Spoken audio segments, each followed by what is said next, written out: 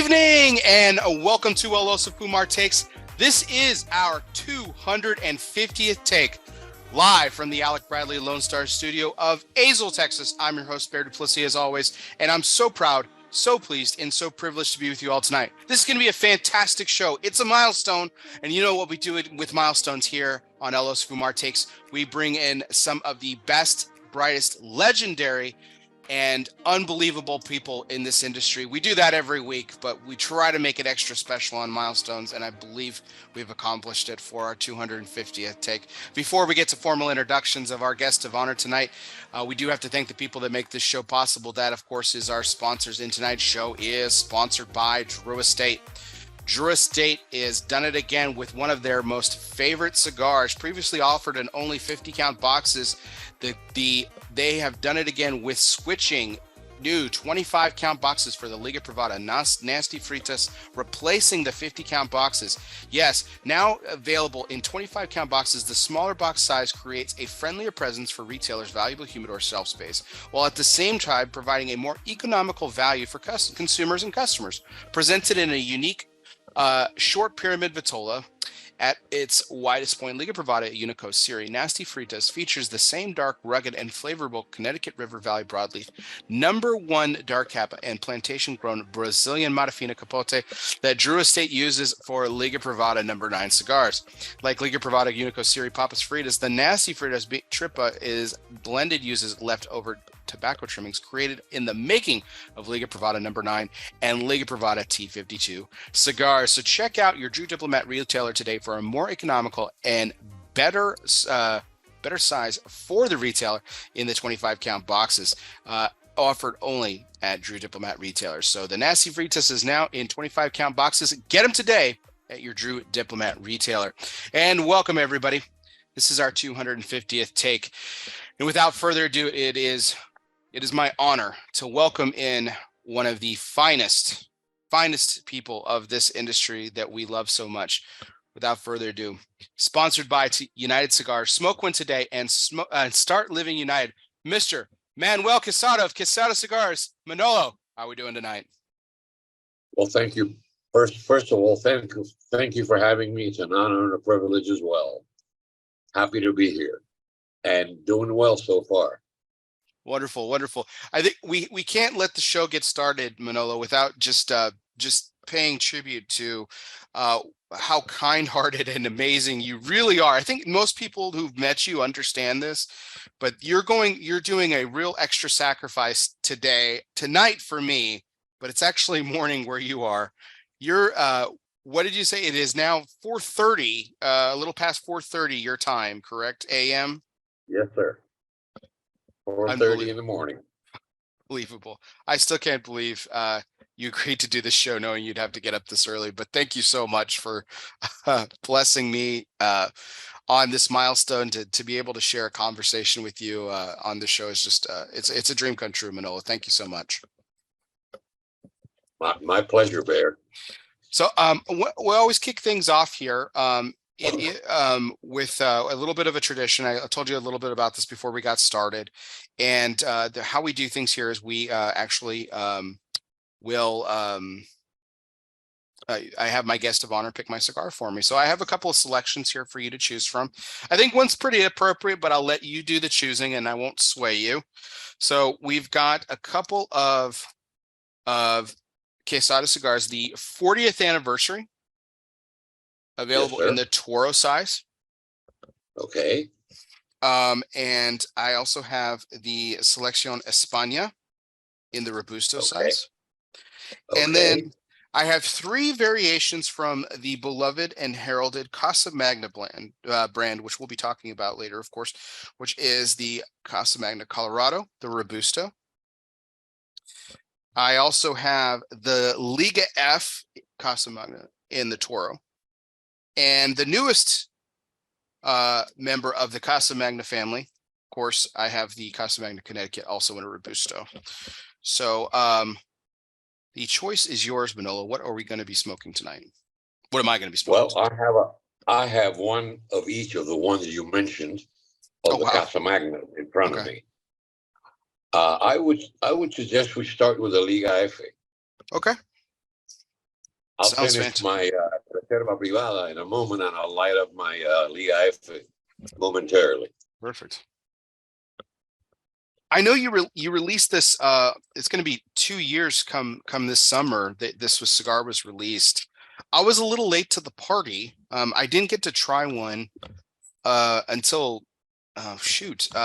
you know, last year sometime actually. So it's been about a year since it's been released and everything.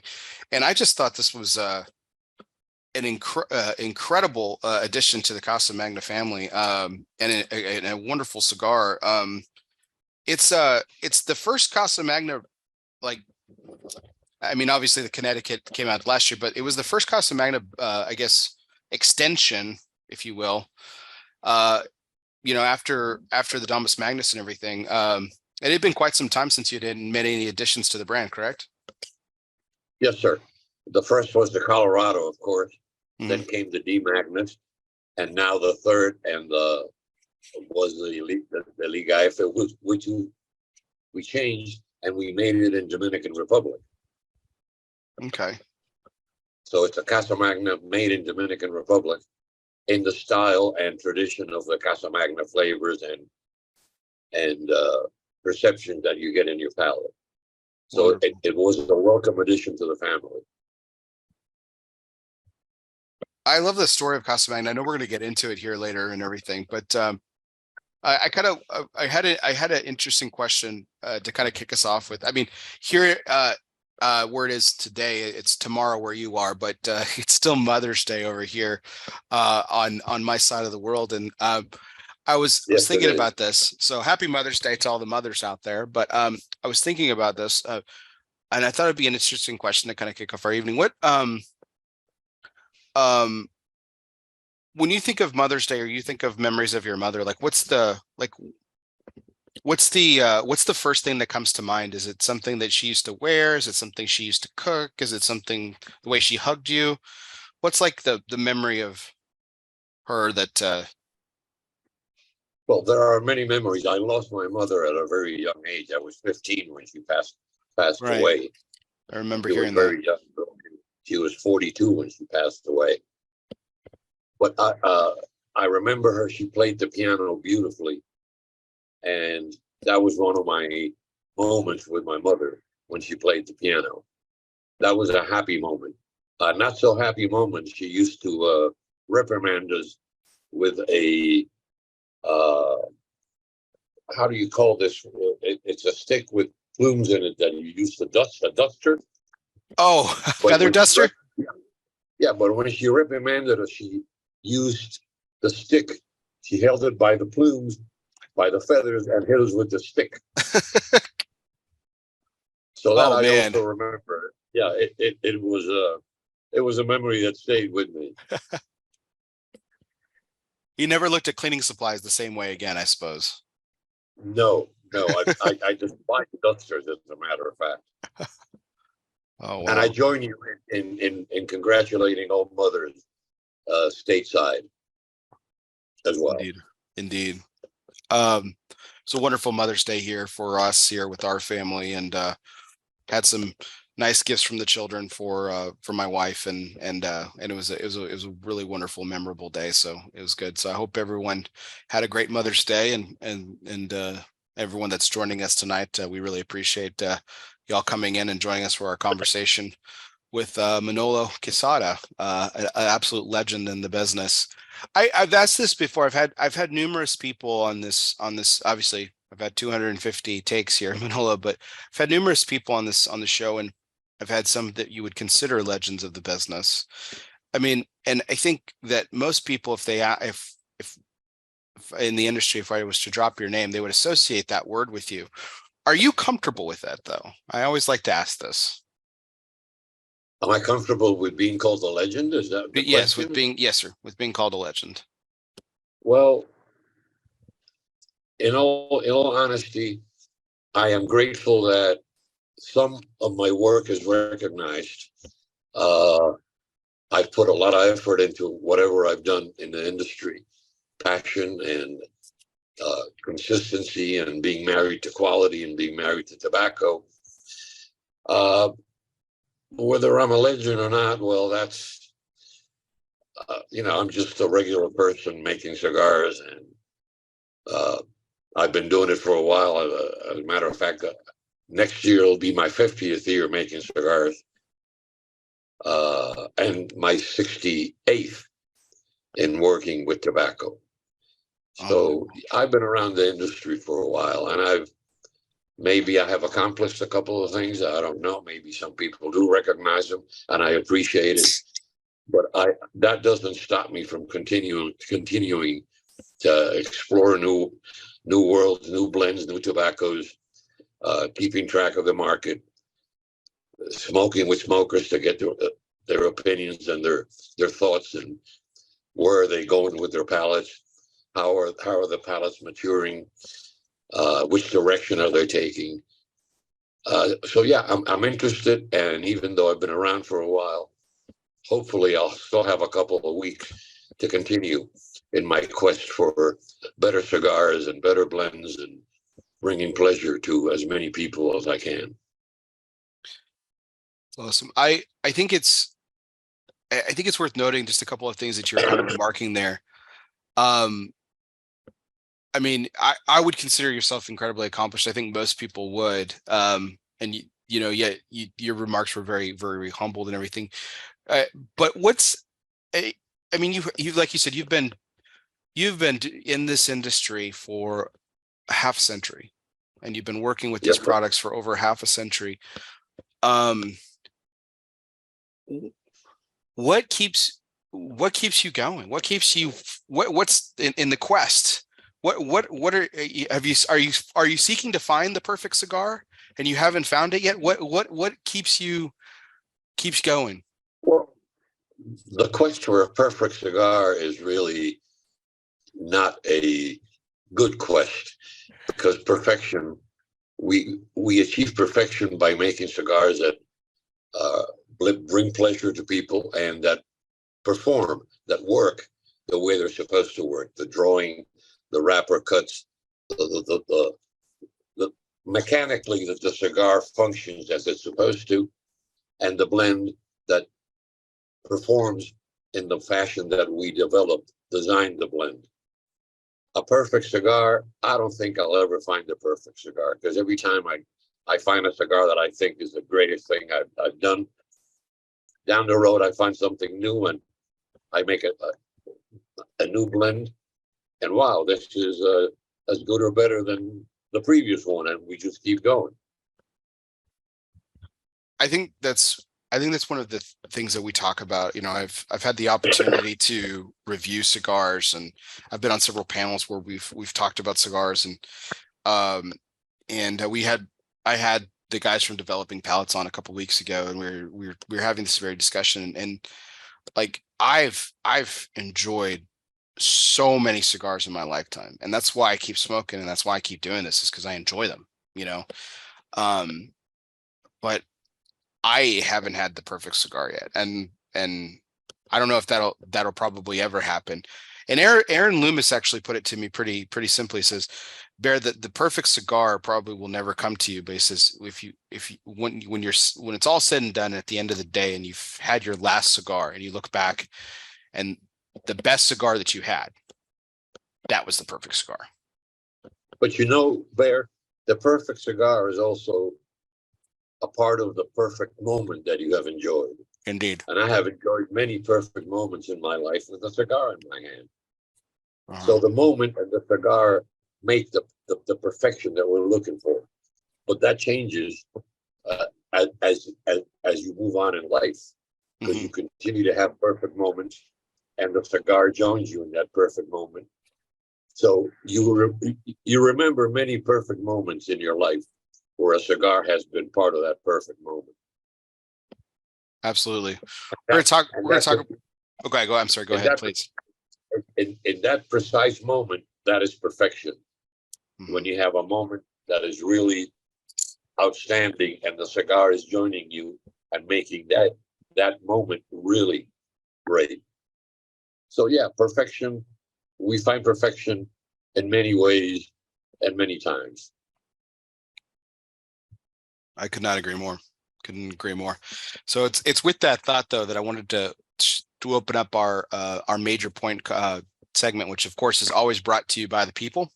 Yes, cigar people, the people who know everything about a lifetime service. Protocol Cigars is more than just pool parties and good times. Well, maybe it is, but behind the fun is a motivation for service, a motivation for giving back. From the original Protocol Blue to the latest release in the Lawman series, Phoebe Cousins, Protocol Cigars has always been about honor, passion, and yes, the people. It's what their life's work has been and always will be about. Power of the P, Protocol Cigars. So Manolo, this is I've told this story actually several times on the show, and I've remarked on it in the past with a lot of people when we've talked about you. And it was a moment that I got to share with you, and you've had millions of these moments, but I'll never forget it. And it was the first time I met you, and it was at Michael's Tobacco of Euless.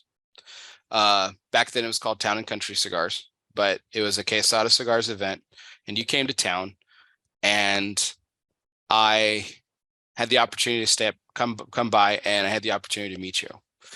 And I'll never forget that entire event. And we had actually a couple of conversations throughout the evening.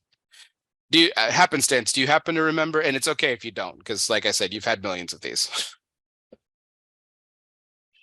I remember at Euless, and I remember meeting you. The conversation remind me. Oh, it's not. See, that's the thing about these moments that we're talking about. It wasn't the specifics, but I remember the way you made me feel.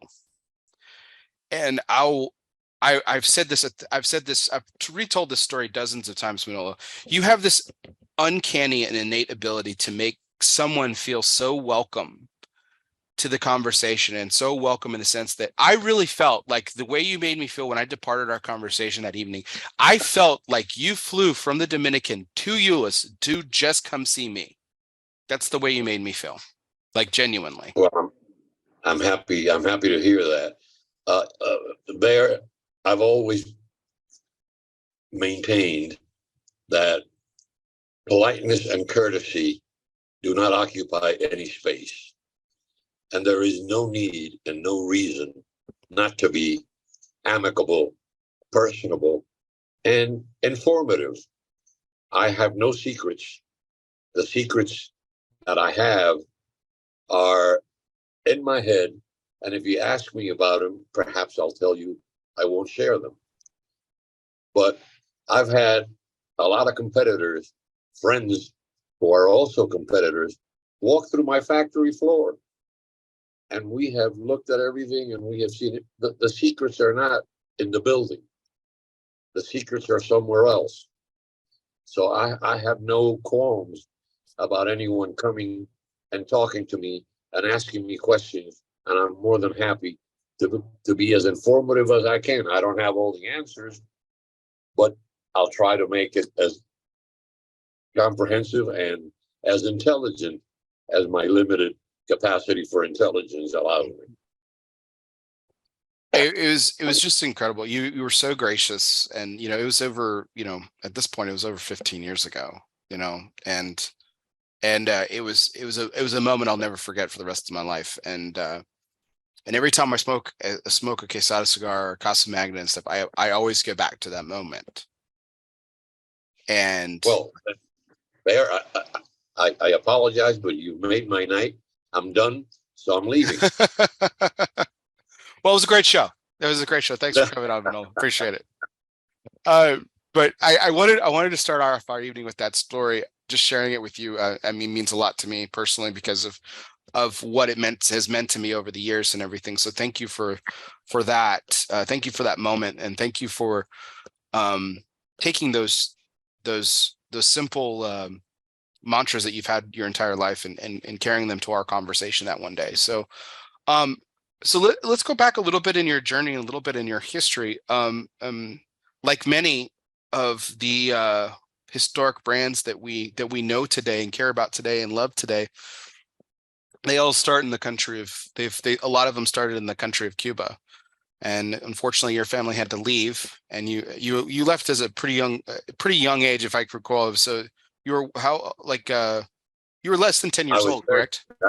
I was 13 when I left Cuba. 13. Okay. Yes, sir. 13. So, and this was 1960. So this was just right after the revolution, correct? A year and 4 months, a year and 6 months after the revolution. Yes, sir. Actually, 8 months because I left in August. Yeah, August 8 of months, a 1960. year and 8 months. Yeah. Um, Going back to that, I mean, I've always wanted to ask this of people, and I apologize if it's a little difficult to answer. I mean, or maybe it's just so far gone you don't even remember too much. But I mean, what at 13 years old was that to leave home? Was that difficult for you? Was it really hard, or was it just the reality that you were faced with at the moment? Well, it was a huge change in our lives. In Cuba, in Havana, we weren't, extremely or powerfully rich. We were a modest family with a good, with good living. We went to a great school. We're members of a club. We had I had a pretty good life until I left Cuba. Now, when I left Cuba, I became an exile. And exiles, your life changes immediately. Your lifestyle changes radically. And at 13, that was a big change. That was a big comeuppance in my life. And then going to Dominican Republic, which was still developing. It wasn't as developed as Havana or Cuba was, or Miami, which was a point that we touched on our way to Dominican. We got to Santiago, and Santiago in 1960 was a small town. And it was a big change. It was a big, and then I had to start to work, which I had never done in my life. So at 13, I started working in the tobacco warehouses, and the lady that used to sweep the offices made more money than I did. But that was where I started, and that's how it began, playing with tobacco and learning to develop a relationship with tobacco that has lasted all these years. And to come back a little into the conversation, tobacco is an outstanding product. It's never the same. It always asks for prices. It always demands from you. It's always asking you to do things, and you're asking it to do things.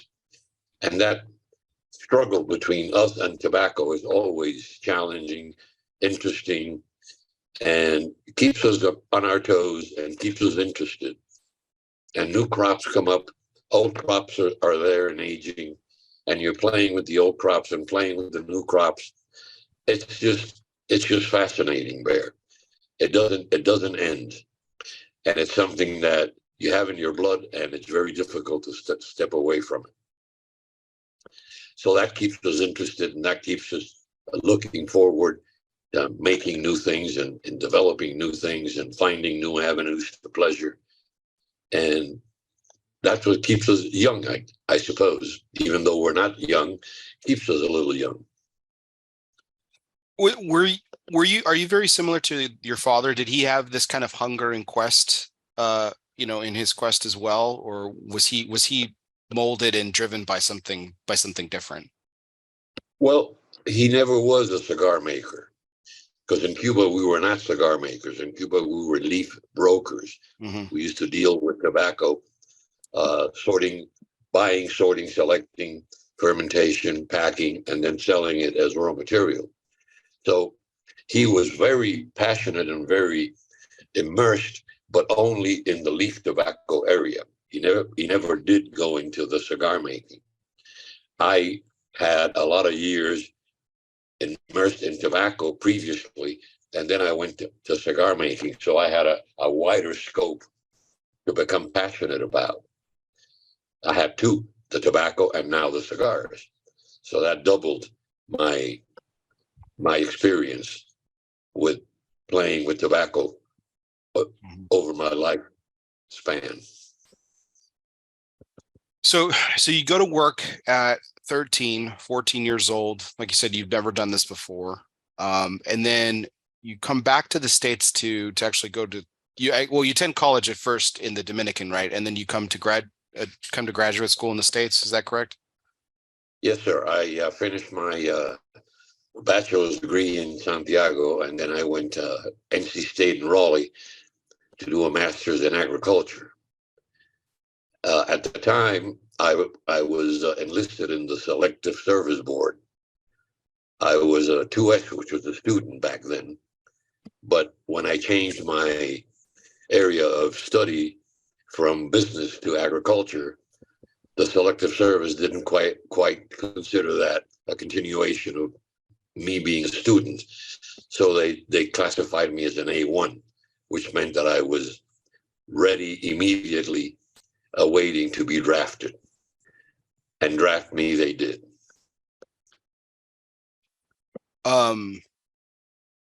My father served in Vietnam as well. And oh dear. Yeah. So he actually he actually volunteered. He was an officer. He did ROTC in college, went to OCS, did the whole thing, but that experience irreversibly changed his life forever. He'll tell you that in a lot of different ways. But without any intention of being disrespectful, but your father never worked for a living. No, he'll tell me. No, he tells me that. Yeah, he tells me that all the time. Yeah. I was a non-com. I worked for my living. That's right. You sure did. He'd be the first to tell me. No, look, my father. I think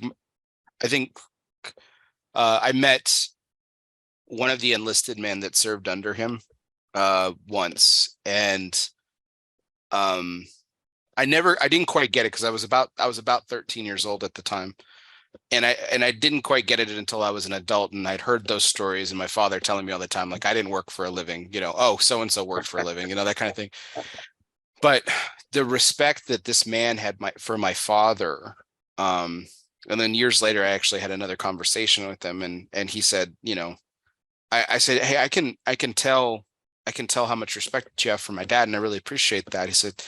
He said, you know why I love your dad so much? And I said, no, tell me, please. And he said, because he might have worn those tracks. My dad was a captain. He said he might have worn those tracks, but he never acted like he did. He never acted like he was above us. He never acted like he was better than me. If anything else, all he did was care about us, and all he did was want us to survive one more day. And that was it. That good man.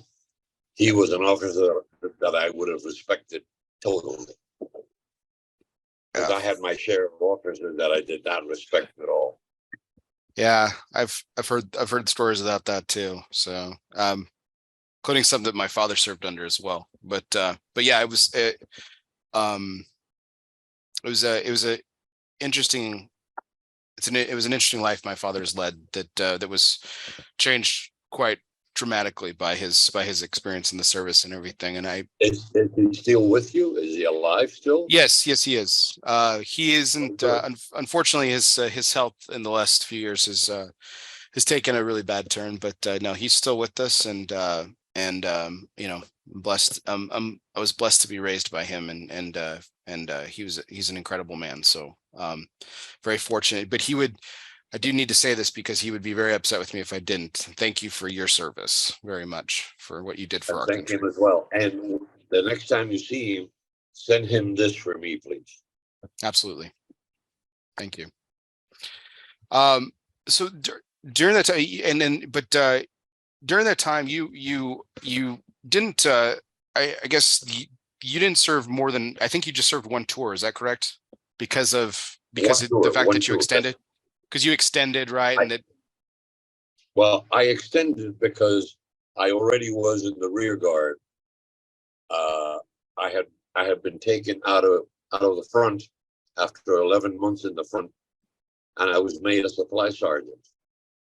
Okay. And if you extended in Vietnam, having 5 months left of service, they would condone those 5 months. So by staying in Vietnam 14 months, I saved the last 5 months of my service. So I didn't serve the 2 years. I served a year and 7 months instead of the 2 years. So you come back from service, and then you end up finishing your graduate studies at Florida State, correct? Yes, sir. Yes, sir. Was it in agriculture? Did you end up finishing that? No, that route? I went back to business. Okay. Marketing Marketing. at FSU. Interesting. Yeah. Okay, cool. One of my dear friends has also a postgraduate degree in marketing from FSU, so I'll have to tell her that about you. I think she'll find that interesting. That's cool. He's a Seminole. She's good people. Awesome.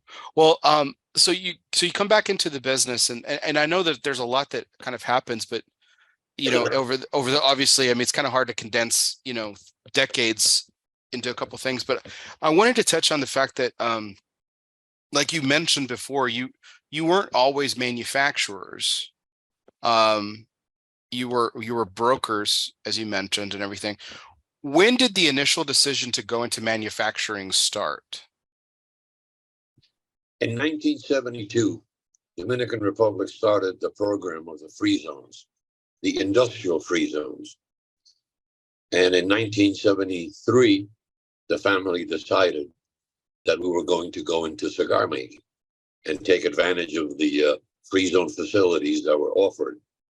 So we started planning, and in 1974, the family decided to open a cigar factory in the free zone of Santiago, and in the family raffle, I got the winning ticket to go open the factory.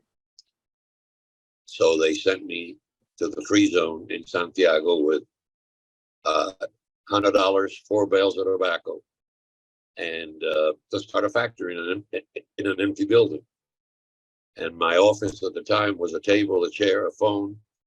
I had 3 cigar makers, and that's how we started in June of 1974. I've heard you tell this story before. I know this sounds really bizarre. I've always wanted to ask, how big was this building? 10,000 square feet. Okay, so a lot of room to grow. So it wasn't like you weren't in like a broom. Yeah. You weren't in a broom closet or anything doing this. No. But we were making cigars next to the windows because I had no power or electricity or lighting or anything. 4 bales, $100, 10,000 square foot, 3 rollers, and a telephone. Gosh, that's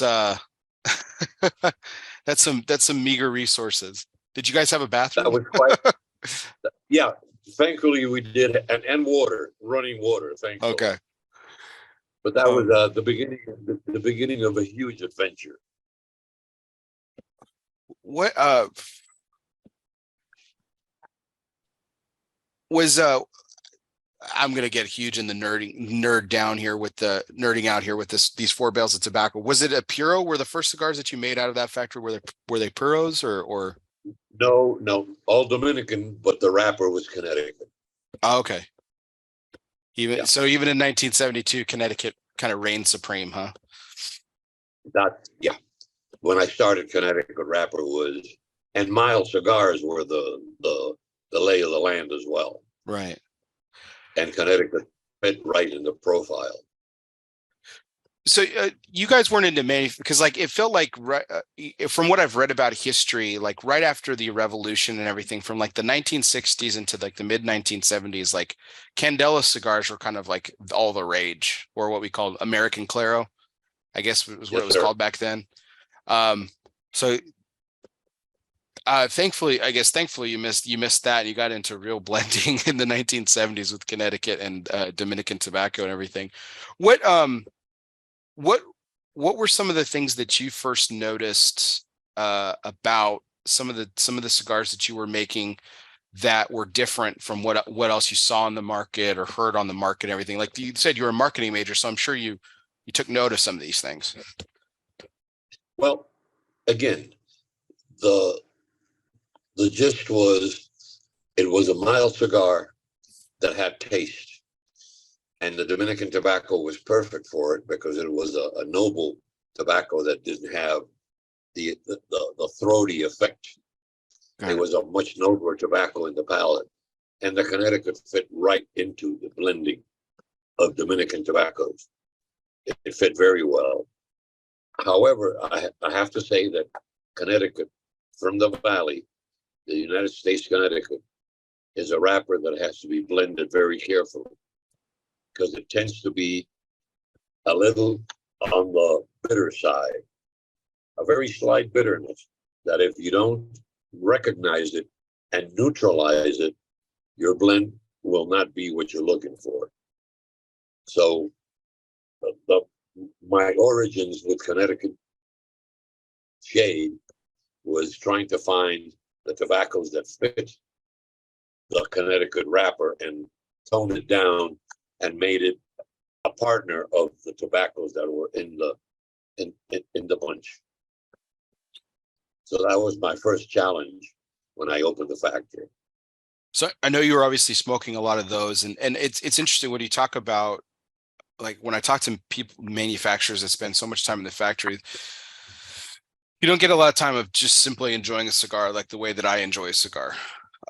There's a lot of smoking, a lot of tasting, a lot of checking, and a lot of, it's a lot of work. But we're at the time, if you can recall, like, were you enjoying these same type of cigars? Like, was that what your palate was really going towards, or was your palate enjoying other things that were like a little bit different than what you guys were making? My palate always called for a little more intensity than the original cigars that I started making. And when we started making the Romeo and Julieta brand in 1977, we made that blend a little more intense, not totally intense as cigars that are now in the market, but a little more intense than the Connecticut Shade cigars that I was making previously. It's like, I think you're reading off of my notes here, Manolo. It's exactly the next place I was going to go. So I think you kind of skipped over it though. But for those people who may not be aware of your history, for over two decades, almost 3 decades, right? You all made Romeo and Julieta cigars for the American market. Yes, sir. We did. That's a really legendary brand. I know we've thrown that word out quite a bit today already, but it's kind of a big deal. Was it as big of a deal back then? Like when you first started in 1977, did you know what you had, or was it just another client at the time, or was it just another product? Well, the owner of the brand at the time was Mr. Wally Frank of New York, and he trusted me to make the cigar that I thought he did give me pointers because they had a brand that was being made in their factory in Kingston, New York. So he gave me some pointers and introduced me to using broadleaf tobacco, which I was working broadleaf tobacco, but not using broadleaf tobacco in the cigars. So that was one suggestion that Mr. Wally Frank gave me, and we did use broadleaf as a binder in the Romeo and Julieta in 1977. Wow. And the reason I say that I was working, because Mr. Bill Fink of Fink Cigars in San Antonio, Texas, asked me to strip tobacco for him in our factory in Dominican. And we were working Puerto Rican tobacco, the Cialis Puerto Rican, and the broadleaf. So I was very familiar with stripping and fermenting those two tobaccos, but I had never used them in a cigar until Romeo and Julieta came in 77. And Mr. Wally Frank suggested that I use broadleaf, and the blend that we came up with using a little broadleaf was a little more intense than the previous cigars that I had been making from 74 to 77. Wow. It's kind of hard to think of, like, in today's age. Like, I know that Altadas has done some things in recent years to make some Romeo and Julieta products a little bit more, have more intensity and more body and things like that. But even like when I started smoking 20 years ago, you know, to think that that was at the time, you know, the Romeo and Julietas, because I think the first Romeo and Julietas I smoked at the time, I guess that they were you because you were manufacturing them until when? 1997. Okay, I just missed it then. Darn it. Okay, I was gonna say I might have smoked some of the last ones that you made, but you know, not maybe not intentionally. Maybe I found some on the shelf and stuff, but I mean, I smoked a lot when I first started. Well, in 97, when Altada is not Altada, it's Tabacalera bought the brand from the Wally Frank family. They took the production to Romana, to their factory in Romana. And they, at the time, tobaccos were hard to find. It was a boom. And they changed the whole concept of Romeo when they took it away. Yeah, before we get into that part of the history of the cigar industry, I do want to touch on another historic brand that you had for many years too, and you just recently sold it to the Garcia family, which was of course the Fonseca brand, which is also an iconic brand that's been in the industry for years and everything. And you guys, I have a very cool story about that, but before I get to it, I wanted to hear how did that come into your hands, into the Quesada family? Well, there was a family in Miami. The Sosa family were making cigars in Miami. And when we opened the factory, they decided to send their production to our factory. And Fonseca was the brand that they had in their portfolio at the time. So we started making Fonsecas for them as well. And we continued making Fonseca till a couple of years ago when we transferred the brand to the Garcia family.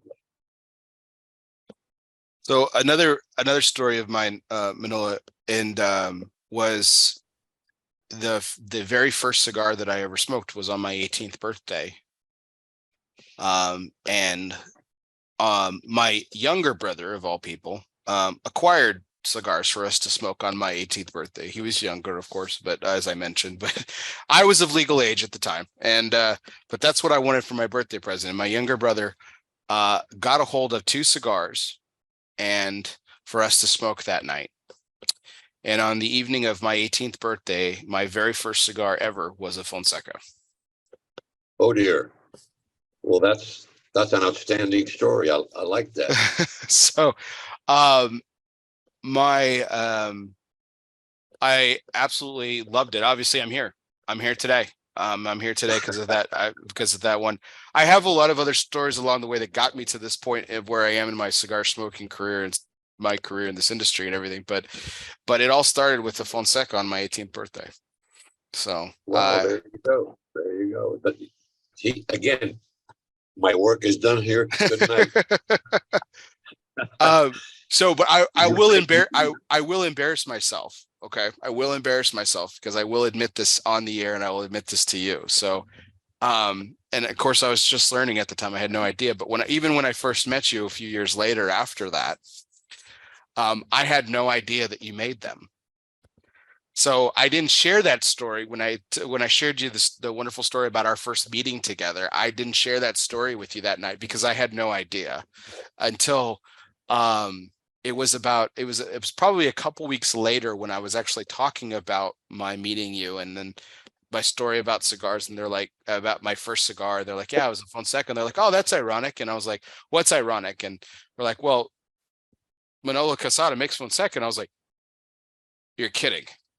And I just had this moment of just, and thankfully I didn't embarrass myself to you that evening. But yeah, I think that's the ironic and funny part that that I didn't realize until after you and I had met the first time that you had actually made those cigars. But it was,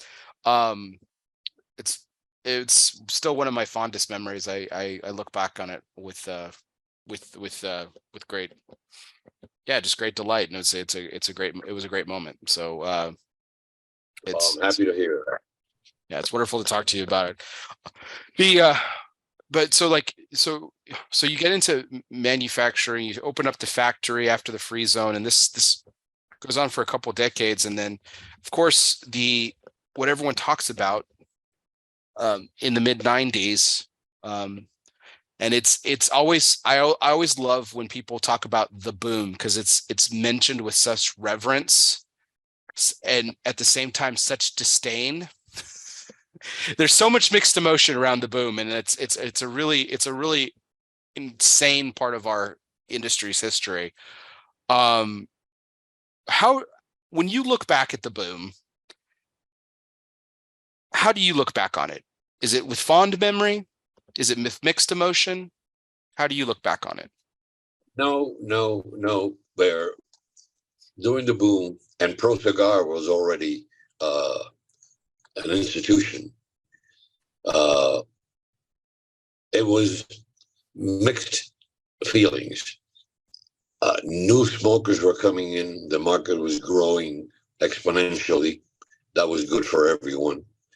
But on our end, the supplies, the tobacco, the materials were in very short supply and in very high demand. So it was a very, very difficult time for us as manufacturers during the boom. But in a meeting in Pro Cigar, we decided that we were going to take the high road. And that means that we were not going to take advantage of the situation and make money and retire, because our purpose in life was not to do that. Our purpose was to make cigars for the next generation of the family, or the families of Pro Cigar, and continue. And in order to do that, we had to maintain a level of quality, a level of price that was consistent with our future. Mm-hmm. If we, and trust me, if we would have taken the low road, we would have made all kinds of cigars with whatever was available, made a lot of money, and retired. Mm-hmm. But that was not the purpose. The purpose, and we had the brands. Dominican Republic had the brands to do that. We could have just started making whatever we wanted with whatever tobaccos were available. They would have been sold, and we would have made money, and a lot of money. But in the end, our reputation would have been tarnished. And we decided, no, that's not our purpose. We are going to continue our levels of quality. We're going to continue our levels of pricing. And it was hard because we were in back order constantly, while other new manufacturers were throwing cigars in the market at whatever they could manufacture. So it was difficult, but it was also challenging, and it was it definitely made us grow. And after the boom, when everything came to a standstill, and the couple of years after the boom were very tough years, because we had a lot of inventory, because we had been building up over the years to try to maintain the levels of supply. But when it all stopped, the 98 to 99, 99 to 2000 were two difficult years in our industry. But it also made us more entrenched in keeping the tobaccos the way they're supposed to be, going back to the farms and growing better, making changes, fermentation, aging. It really helped the industry as a whole to go through those difficult times. And for us, maintaining our levels of commitment gave us a good start after the boom. Yeah, I think it's such a crazy part of our industry's history. And like you said, there were so many people that didn't take the high road. And I've heard you even talk about this. In fact, you mentioned it even in the interview that they did for Hand Rolled, the documentary that they did a couple years back, Yes. and some of your segments in that. I've seen that documentary probably 30 times. I've watched it, and every time I say that, Pete Johnson loves when I tell him that how many times I've seen it, because he just can't believe how many times I've watched it over and over again, and I love it because you actually open the documentary, which is great. And I couldn't, and he even says this too, and it was really funny. We were talking about it haphazardly, and I said that I couldn't imagine someone better opening it, because there's something about your voice, Manolo, that's very it's very reassuring, it's very calming, but there's a seriousness to your tone that grabs one's attention. And it's like I said, it's a very unique characteristic that you have about your person. It's your personality that's just unbelievably magnetic. And I said it couldn't have been. Bear. You're welcome. It couldn't. I was like, it could have been open. Crying out loud. It couldn't have been open better. But like you talked about the boom in that documentary, and you were talking about how many people were taking the low road. Like people were stealing rollers, people were stealing tobacco, and I mean there was just so much to what we know as the industry today, where people genuinely care and help each other out, and there just wasn't that much of it then, and it just seemed so hostile. And for you all, the small group that made up Pro Cigar, to make this stand was just so essential and so vital to the industry, and it's so clear that it made the lasting impact that has affected our industry for the better, because I think the past couple of years we've had almost another renaissance, another boom, so to speak, but it's a lot different this time. Yes, indeed. Yes, indeed. But just to give you an idea, at the height of the boom, I was called to a meeting with the owner of one brand that I was making in the factory. And the reason for the meeting was to complain about the lack of supply and the shortness of supply. And my answer to them was, do you want your brand or do you want cigars? If your answer is your brand, this meeting is over. You will get what you get. If your answer is cigars, I will send you truckloads of cigars immediately. Your choice. And of course, their choice was, no, we want to respect the brand. And that was the end of the meeting.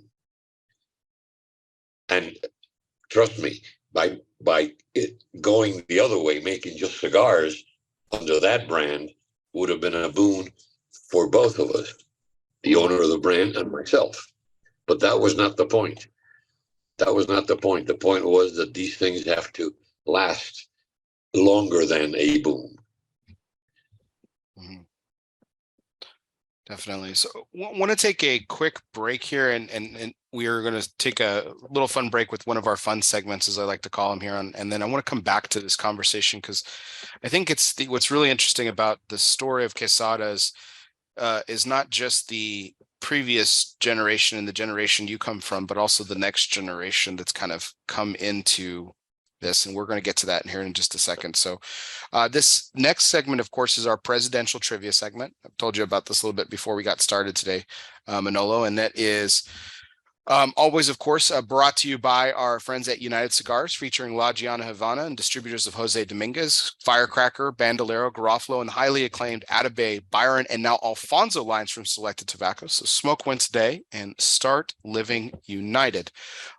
So here is a presidential trivia question, Manolo. I thought there's a reason I chose this, and we'll get to it in the reason, but our subject tonight is Ronald Reagan, okay?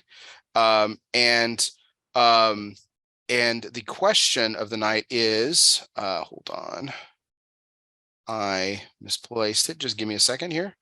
The question of the night, of course, is, which is not a nickname of Ronald Reagan? Not a nickname of Ronald Reagan. So here are your choices. A, the Teflon President. B, the Great Communicator. C, the Gipper. Or D, Sphinx. And I'm supposed to answer this. Correct. Yes, sir. I would Yes, go with the Gipper.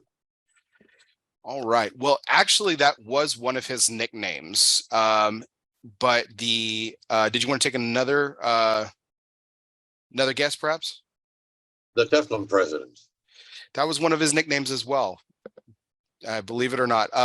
But it was actually the Sphinx. So the Sphinx was actually a nickname for another president. I'll go over that in a second. But the reason I chose this question, Manolo, was because of the great communicator.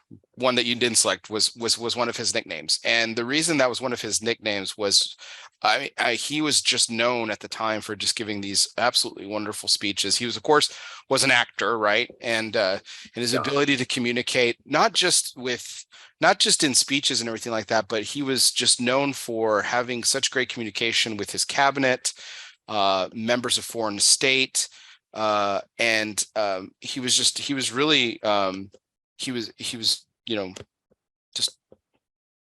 just had a very magnetic personality, which I've talked about you.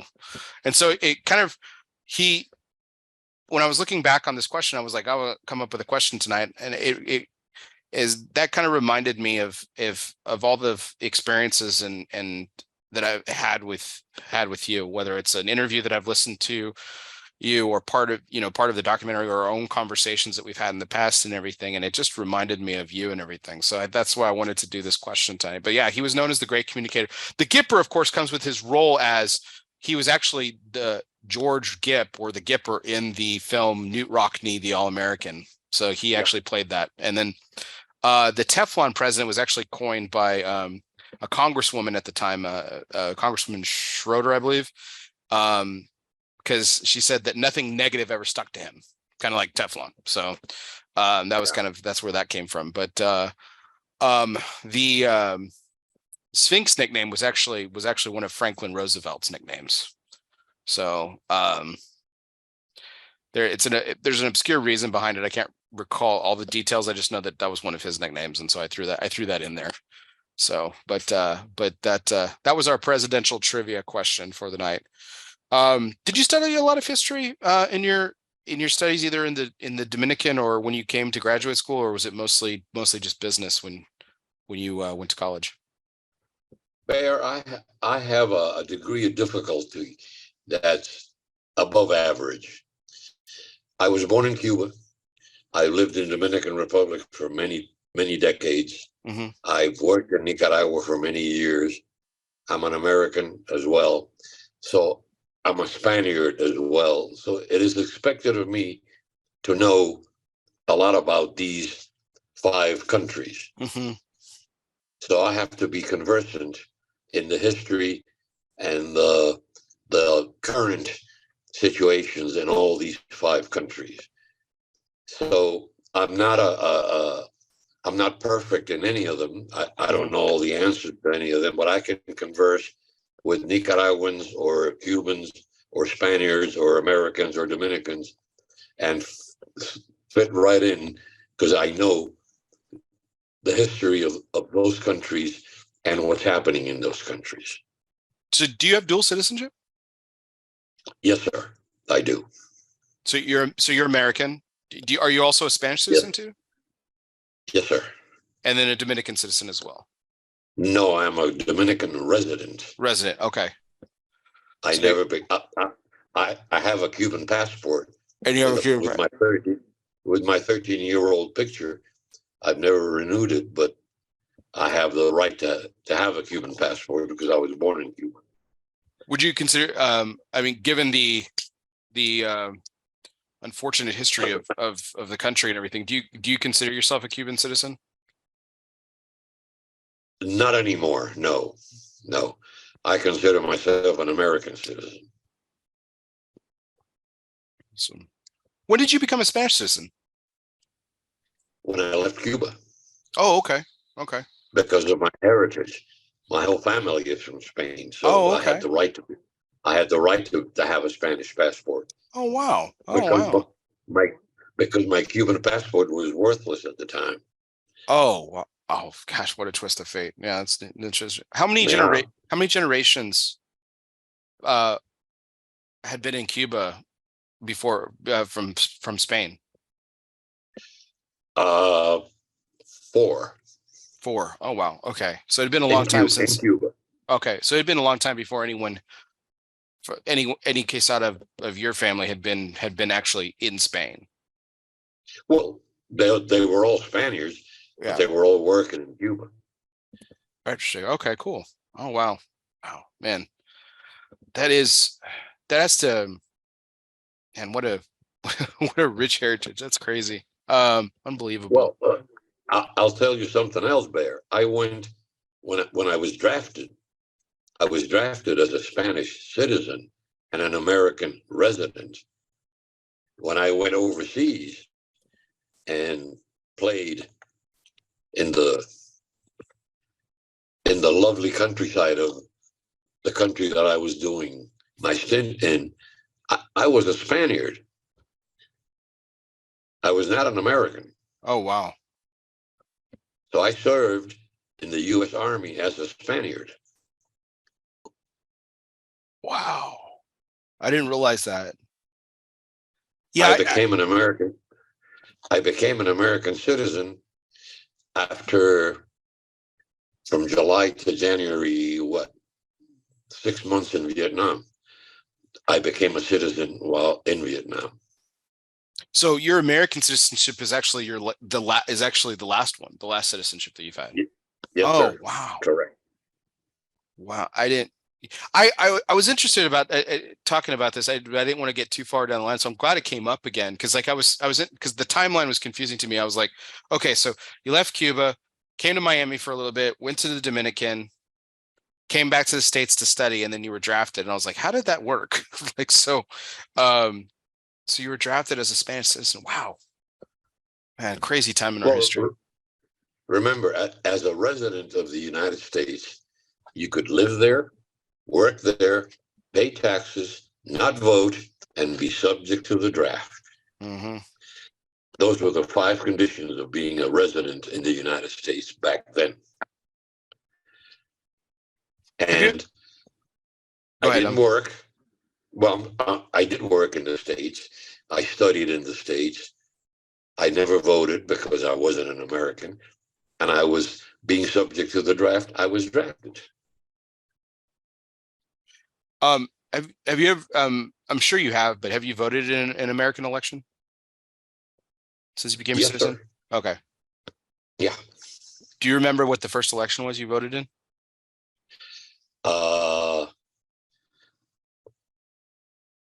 The Bushes, the first Bush. The first Bush. Oh, wow. Okay. Wow, man.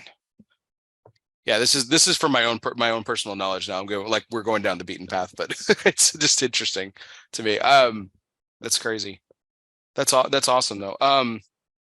It's, like I said, very rich heritage that you have. Unbelievable. Well, I know we kind of got off. Sorry, that was our presidential trivia segment, which is brought to you by United Cigars. Smoke one today and start living united. Pay attention. We will be doing a month-long, actually a 20-day long campaign with United Cigars. From Flag Day on June 14th to July 4th is exactly 20 days. So celebrating our nation's Flag Day and our nation's Independence Day are 20 days apart coming up this summer, and we'll be smoking a United Cigar once a day in memory and in honor of our country. So get ready for that. That'll be a fun thing that we'll be launching with our partners there at United Cigars. So smoke one today and start living united. Getting back to the history of Quesada cigars, and it always hasn't been Quesada cigars. There was, of course, SAG imports, and there are a lot of variations of the companies that you've run over the years, Manolo. But it was in the early 90s that the next generation kind of came out. That's when I believe your daughter Raquel came into the business in the early 90s. Is that right? More toward the latter part of the 90s. The latter part of the 90s. Okay. Was she the first person of the next generation to come into the business? Yes, sir.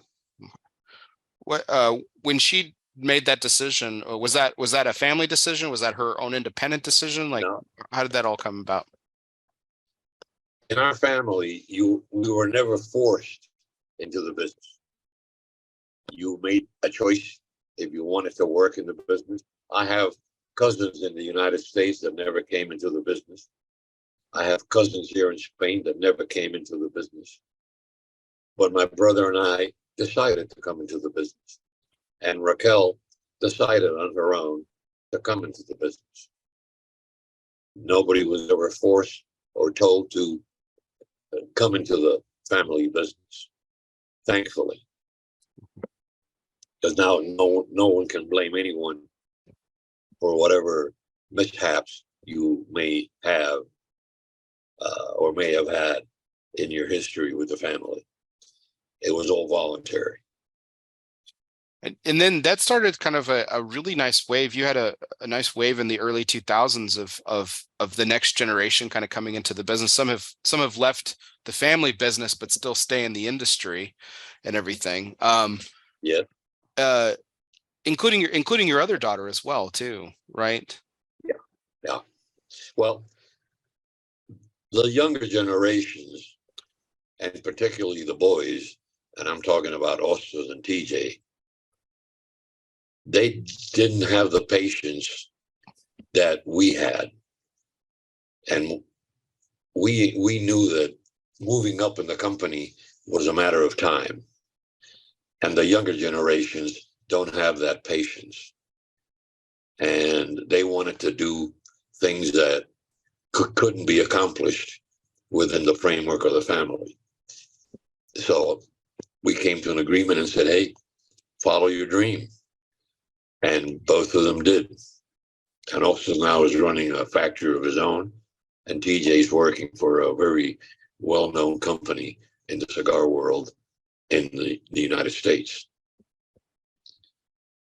And they wanted to do things on their own, and I wasn't going to stand in their way. I think that kind of goes back to our conversation about the formation of Pro Cigar and taking the high road. I'm sure that wasn't an easy decision for them, or even an easy decision for you as well. But still, I was very sad and very sorry to not have him with me anymore. But again, I wasn't going to stand in their way and not be able to give them what they wanted and keep them there under not good conditions. So we agreed that, hey, follow your dreams and God bless you. We're still family. We still talk to each other. We still see each other. We're still, as I said, cousins and uncles and nephews.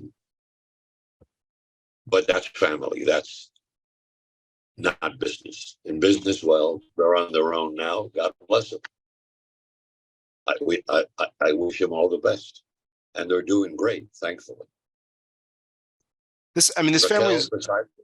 Yes, go ahead, please. Raquel decided to stay, so she's with me still.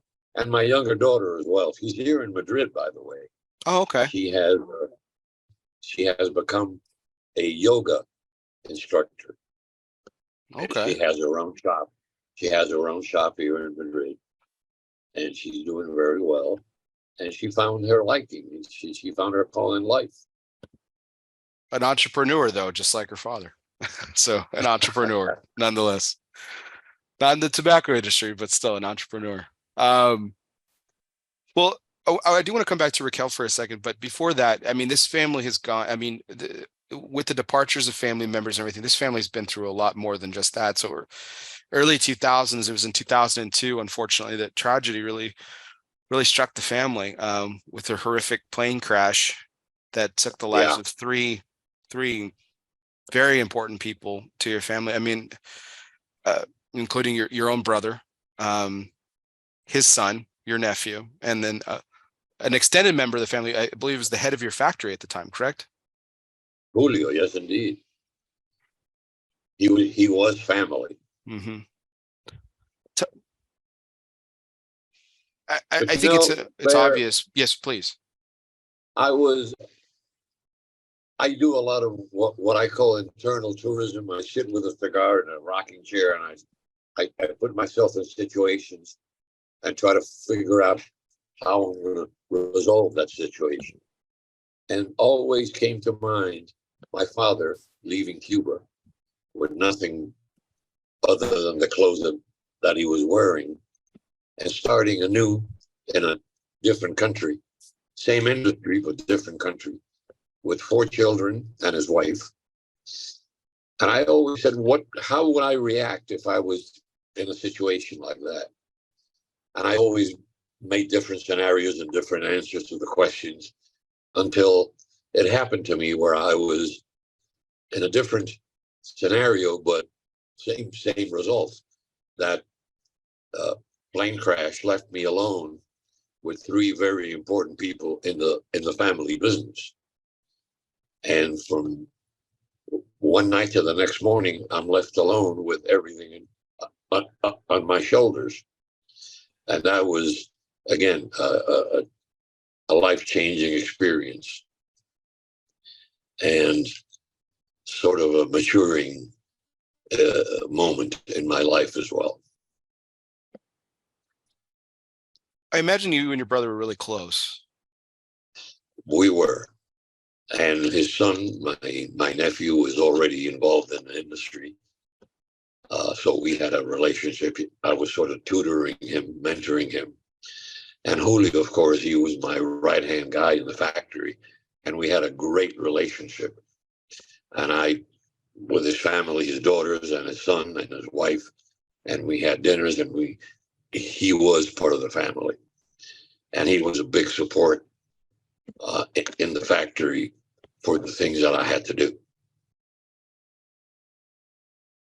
So again, from one evening to the next morning, I was left alone with everything on my shoulders. The leaf business, the factory, the family members that had lost, and Julio's family as well, of course. So yeah, that was a difficult time. Did it remind you of all of the loneliness that you felt when your father shipped you off to the Dominican with 4 bales, $100, and a 10,000 foot square foot? Was it? Well, that was a different kind of loneliness. That was more of a challenge. And I had to more or less prove to everybody that I could do what they thought they wanted me to do. Mm-hmm. So it was 2004 that you guys get out of the brokering business, a business that you've known your entire life, a couple generations deep, and you guys leave that behind. Any regrets? Well, yes, but unfortunately, I can't have regrets because I didn't have the wherewithal to maintain the leaf business. It was just too much. And I decided that the factory was the main venue of business, and that demanded and required a lot of attention. Mm-hmm. So we decided whatever tobaccos we handled were to be for the factory alone, not to be sold. Mm-hmm. So we got out of the brokerage business in 2004, as you mentioned, and concentrated in the factory. My brother was the one running the leaf business when he was alive. So he ran the leaf and I ran the factory. So that was very good. But when I had to take both companies under my supervision, I decided that the factory required and demanded my attention more than the leaf business. So what I'm about to say might be a tad controversial, considering we talked about such historic brands as Fonseca and Romeo and Julieta. And at this point in our history, we've been manufacturing and brokering and been in tobacco for 3+ decades at this point, and up to this point where we're at in the timeline. But what I'm about to say might be a tad controversial, because I think in 2004, when you started concentrating on manufacturing, that's really when the creative juices started flowing, and we started seeing arguably some of the best cigars to ever come out of Quesada. Indeed. Indeed. So Casa Magna. Okay, go ahead, please. Before we go into Casa Magna, No. Casa Magna, what were you going to ask? So Casa Magna, this has become, I would say, probably in the last 15 years, has become one of the preeminent brands, if of not just the Dominican Republic manufactured cigars, but we'll get to where it was manufactured initially, but it's not just one of the most iconic brands to come out of a Dominican manufacturing family, we'll say it that way. But Yeah, it has morphed and evolved into something much more, in a very wonderful story. So it all started with conversations that you used to have with a particular Nicaraguan manufacturer about making a Nicaraguan cigar at this point, which yes, you had sir. not done. So walk us through that part of the story of Casa Magna. From 2002, SAG was a distribution company in Miami, which I ran as well. And it was representing a Nicaraguan brand in the United States. In 2007, the owner of that brand notified me that he was taking the brand to another distributor. So I was not going to have a Nicaraguan cigar anymore. And that brand in our portfolio at SAG in Miami was a big part of our portfolio. It represented a big percentage of our sales. So not having that Nicaraguan brand in our portfolio would have been detrimental to our business. So immediately I decided to take up the offer that I had been made by this Nicaraguan manufacturer, Nestor Plasencia, to be clear.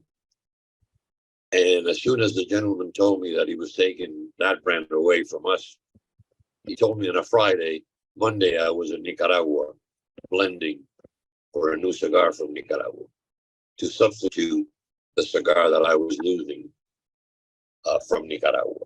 And that's how Casa Magna began. And the Plasencias, Nestor and Nestor Jr., allowed me to go into their factory and gave me the run of all their tobaccos to find what I needed, what I wanted to make the cigar. And that's how Casa Magna was blended in the Plasencia factory. And I started blending that cigar at 7 in the morning on a Monday. And by 7 in the evening, I had made the final decision of the blend. Oh, wow. I asked them to start making the cigars. And they asked me, well, what are they going to be named? I said, I don't know. Just make the cigars.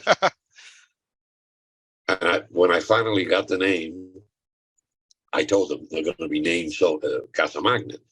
And they said, how are they going to be packed? I said, I don't know. Keep making cigars, and I'll let you know soon how they're going to be packed. So we started developing the labels and the bands, and then we went to their factory in Honduras to make the boxes. And we were ready for the 2007 RTDA back then in Vegas, and that's where Casa Magna was launched into the United States market. So it hits the market with a absolute boom. It's in the subsequent year, it gets named the illustrious title of the #1 cigar of the year from Cigar Aficionado. Yes. I've had the opportunity to talk to a number of people who have had #1 cigars. I've had Alan Rubin on. I've had Carlito Fuente. I've had the opportunity to talk to Leo Gomez, not on this show. But and of course Ernesto Perez Carrillo Jr. as well. I think all of those, including yourself, have handled the #1 ranking differently. What was the impact that it had on your business once that happened? Well, it was named the #1 cigar in January, and by February we were out of cigars. Oh, wow. And March, April, May, in June of that year, we didn't sell one Casa Magna because the cigars that were being made were not ready to be sold. And I refused to bring cigars that were not ready to be sold in the market. So for 3.5 months, March, April, May, and part of June, I had no Casa Magnas to sell, being the #1 cigar of the year. That was a big loss of income, of course, but it maintained the quality and the consistency of the brand as it should be. Let's talk about the quality and consistency for a moment. I'm holding the one that we're talking about, the Casa Magna Colorado, the original. Yes, sir. And I'm still smoking the Liga F that you had me start off this evening, and it's smoking phenomenal, and I'm enjoying it incredibly. But we're gonna get to that one in just a second. But I've smoked, I don't know. It's safe to say boxes of the Colorado over the past 15 years. And I don't know what it is, Manolo, and you might be able to comment on this. I obviously have enjoyed it all this time, but I think in the last 2 years, I have enjoyed the Colorado more now than I ever did before. And I don't know what it is. I don't know if it's my palate. I don't know if it's just the way that the blend has just kind of carried on through the years. But it is smoking not just as good. It is smoking better than I have ever smoked, that I have ever in my memory, and the way that my palate has worked over the years. Have you heard similar criticism, or I guess you can call it criticism? Have you heard similar thoughts about it? Or Yes. what do you attribute to that to?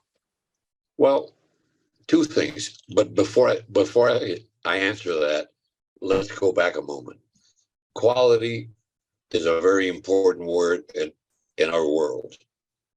Quality is the word that we heighten. But consistency, to me, is as important as quality. You cannot be good one day and then not good the next day. You have to be good all days, ever. So consistency or quality is the phrase that I like to use rather than quality alone. And that consistency of quality has been maintained in Casa Magna throughout the years. Now, palates evolve and learn. And over the years, you start recognizing more nuances of a particular cigar that you did 2 years, 5 years, 8 years ago. And that works in our benefit and in the benefit of the smoker as well. Mm-hmm. And of course, you have to remember that tobacco crops are not eternal. Right. A tobacco crop will last X number of years, depending on the quantity that was grown and the quantity that was available and suitable for the blend that you were making. So we have to substitute certain tobaccos over the years. And how we do that is very important to maintain the consistency of the quality. Now, when you do the overlap, and this is what we call that, the overlap, when you introduce a new crop of the same tobaccos into a blend, you have to do it over a period of time with quantities that grow as you move into the substituting one tobacco for the other. The final result, we intended to be, take a pitcher's mound in a baseball field, and the cigar will be within the pitcher's mound as we overlap new tobaccos into the blend. Okay. But being in that pitcher's mound will make certain changes in what you perceive in your palate as the cigar that you have been smoking for X number of years. And if the consistency and the quality is still there, it enhances the possibility of you receiving more pleasure out of the blend, because your palate will start finding small new things that contribute to the total experience. But I have smoked, and I still have cigars from the very first year of 2007. I still have a couple of boxes in the factory. And I have been smoking the old cigars and not so old cigars and the cigars that we're making today. And they maintain themselves within the pitcher's mound. Mm-hmm. They're not in right field or left field or behind the catcher in the in the stands. No, they're still within the boundaries of the pitching mound. And I have noticed certain subtleties that change and are developed through the years. But thankfully, the personality of the blend is still there. And the palate, my palate in particular, which has evolved with age, of course, and with smoking and so on, and with knowledge, still find it to be the same Casa Magna that I started 15 years ago. I love this metaphor, not just because I'm a baseball fan, but there's a common nomenclature that we use in society, which is when we talk about things that are comparable, we say, "Oh, it's in the ballpark." Yeah. So you're saying the ballpark is rather large. Yes. So you're saying the ballpark's too broad. You've narrowed it down to like we're in the pitcher's mound. Exactly. And that's where we aim to stay, in the pitcher's mound. That's a great metaphor. If you keep it in the ballpark, you may smoke a cigar that's in right field. The next one will be at the shortstop. Yeah. The next one will be in the left field. The next one will be in the stands behind the catcher. I was going to say the grandstand, the nosebleeds. That's a lot. It's a broad statement. That's not the idea, Bayer. The idea is that the cigars stay within a confined space that is not a point in the ballpark, the pitcher's mound, which is a smaller universe where you can accept certain movements within the confines of that limited space. We talk about these limitations, and like you said, over time, crops and everything. And I know that the next variation of Casa Magna that comes out is the Oscuro, which is of course manufactured in Honduras, if I'm not mistaken. Yes, sir. So are Colorado and Oscuro still manufactured in Nicaragua and Honduras? No, sir. Okay. Over the years, for the last 4 years, we made a decision to start very slowly transferring production to Dominican Republic. Okay. Now, the D Magnus is still being made totally in Nicaragua. Okay. But the Colorado today is now being made totally in Dominican Republic. And the Oscuro also is being made totally in Dominican Republic. The same tobaccos, all we've done is change the factory where they're being made. Instead of being made in Nicaragua and Honduras, they're now being made in Dominican, but using exactly the same tobaccos that were being used from the beginning. And we can do that because we have, thankfully, great relationships with our suppliers of tobacco in Nicaragua and Honduras, that we're able to get the tobaccos that we need to make the cigars consistent, but in Dominican Republic. I know there's so many questions I could ask about the D Magnus, but here's the one that I've always wanted to ask you. And since knowing now that you're back, you have your master's in marketing, I'm really interested to hear this answer now. The D Magnus, you named each different vitola, very unique vitolas, by the way, Yes, indeed. are named after Roman emperors. Yes. Why? My nephew TJ, his major in college was Latin. He's a Latin scholar, Mm-hmm. and he speaks Latin. And when we came up with the idea of developing the D Magnus, he decided that they were going to be named after Roman emperors, and I gave him the go ahead. I said, TJ, go for it. Nice. And that's where the names come from. I love it. But the cigar is very much a family to the Colorado. Mm-hmm. The blend has been tweaked. Filler and binder were tweaked ever so slightly, and the wrapper did change completely. The Colorado wrapper is a shade-grown Criollo 98, where the D Magnus is a sun-grown Criollo 98 wrapper. Oh, okay. Interesting. See, this is the time in during the timeline where I think it's really important to note this. It felt like Quesada started having a lot more, I guess, took a lot more liberty, and I don't want to say fun, but you guys showed the fun that you could have with cigars, the unique vitolas and everything. And then another project comes in. I want to come back to Casa Magna for a second, because they kind of, the last couple of years, we've obviously expanded on that, but like the unique vitolas and the D Magnus.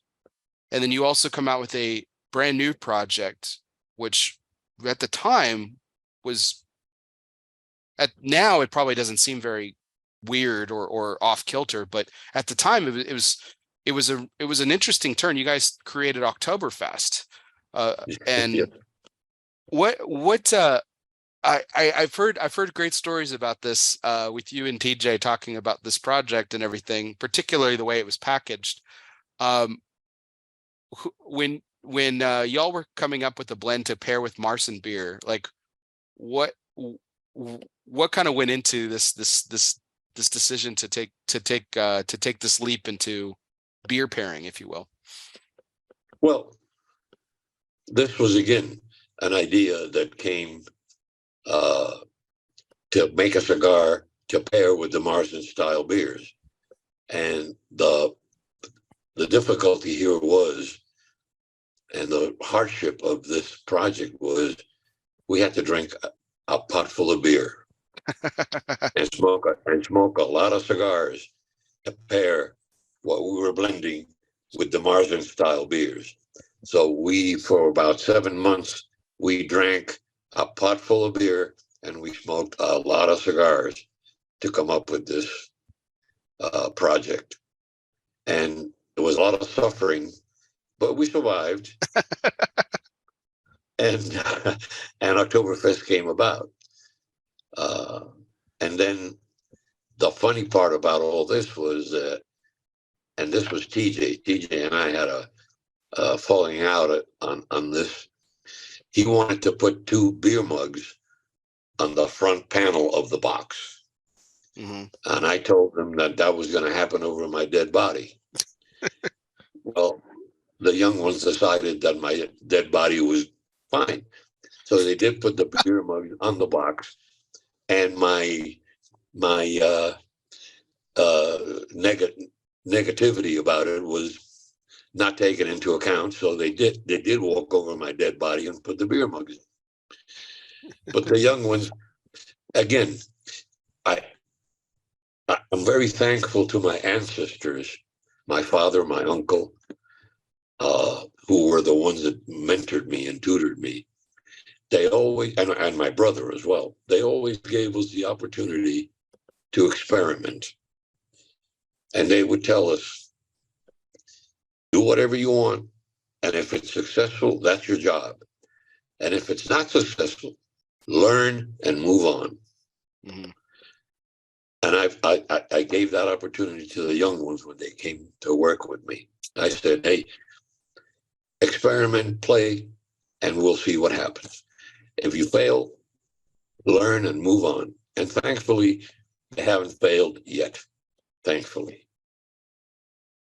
I love the project. I still have a box of the Bayern hanging out in my humidor. That hasn't been opened yet. I loved that Vitola, and I enjoy that. I enjoy that blend. I think it's safe to say it's probably one of the most underrated blends in your portfolio, which is kind of saying something considering how successful it's been for you.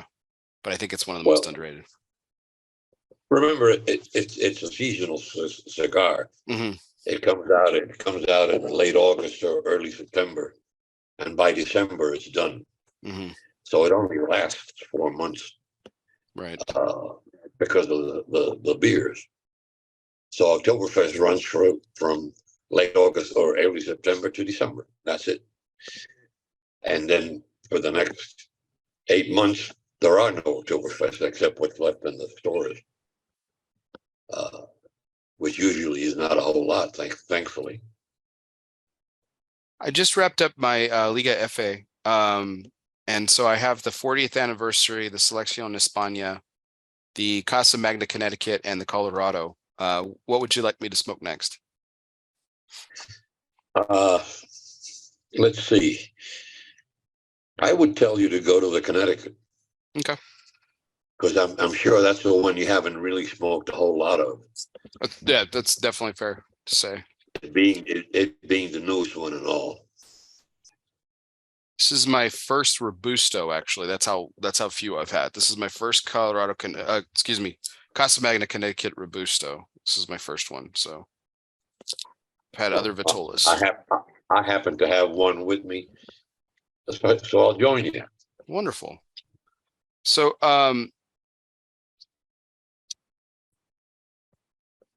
so before we get to the last 2 years of Casa Magna, there was another project. We talked about the end of the boom and being 98, 99, but in 1997, you have some tobacco that you feel is worthwhile of putting it away. You put away some prized tobacco in 97, and that becomes a pretty incredible project for you all, the Reserva.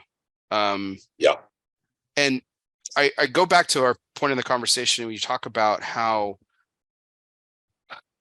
when Pro Cigar was formed, how you guys weren't going to compromise on quality, you weren't going to compromise on price. And that's something that Quesada has always done and maintained, is that the prices have been very reasonable. There's never been anything outlandish. And I'm not about to say that the Reserve is outlandish. It's not, but it was a step up in terms of price, but it was for a reason. I mean, this was very well-aged tobacco that had been sitting around for over a decade when you guys finally put it to some use and everything. But talk about how special this project was for you all. Well, when the Quesada 35 came out, and I don't know if you remember the 35. I do. You're too young, I'm sure. No, I know. I do. It was fantastic. I remember that cigar. Well, when that cigar came out, there were two blends competing for that cigar. The young ones decided to make a blend, and I made a blend. And their blend was called Godiva, and my blend was called Monet. Monet is a Dominican chocolate that doesn't compare to Godiva chocolate at all. So immediately in the names of the blends, there was a huge difference in prestige, if you want to call it that. So when the final decision came to which blend was going to be the Quesada 35, the young ones overruled me, and they put their blend on the market. Got it. And it was a huge success. We had a very good outing with it. But when it came time for the Quesada Reserva, I told them, I don't even want you to get involved in this project. This is going to be my project, because I'm using tobacco from 1997 that I have saved. So this is going to be my blend. Nice. And I made the blend for that one using that tobacco, and it's still one of my go-to cigars today. And in my palate, I find it to be a very, very rich and pleasurable cigar. It is. With a little intensity as well. It has a little personality to it. Oh, absolutely. Nothing to make your stomach upset or make you sweat, but enough to make you realize that you're smoking a cigar that has a little presence, a little more intensity in the palate. Oh, definitely. The what I think is really special about the Reserva is the variations that came with it. And I've heard the story from you before. It's interesting. The barber pole, you weren't too keen on. You're chuckling now. Yeah, I know you remember this. I've heard the story from a couple of interviews that I've heard you give before. The word gimmick comes to mind. Is why you've never done one before. But again, this was another one of the youngins, right? As you put it, the young ones, kind of behind my back, as a matter of fact. Yeah. Oh, even behind your back. Okay. Oh yeah. So, from what I understand, you actually did. You went onto the factory floor and you saw barber poles being made on your factory floor, and you were like, "What is this? What's going on?" Genuine exactly. Shock. And I took one to my office, and I smoked it, and I came back out and said, "Keep making them because these are really good." But I was dead against it, but I was convinced by what they had made that it was really a worthwhile project. I confess it's been a number of years since I've had one, but gosh, they were so good. They were so good. Well, they're still available, so you'll still find them. I need to find some. They were so good. It's been a long time since I've had one. Definitely need to find it. You mentioned the 35th anniversary. Now those are gone, correct? Those are no longer available. No, those were gone. IPCPR or RTDA back then. We sold everything that we made. We sold there, and that was it. I found one in the wild years later. That was the last one I smoked. It was can't remember the year now, but I couldn't believe it when I found it. I was like, I grabbed it. It was one of those lone boxes. It was just kind of in the corner. It was the last one in the box. I saw it was like 35th. Oh my gosh. Grabbed it, smoked it.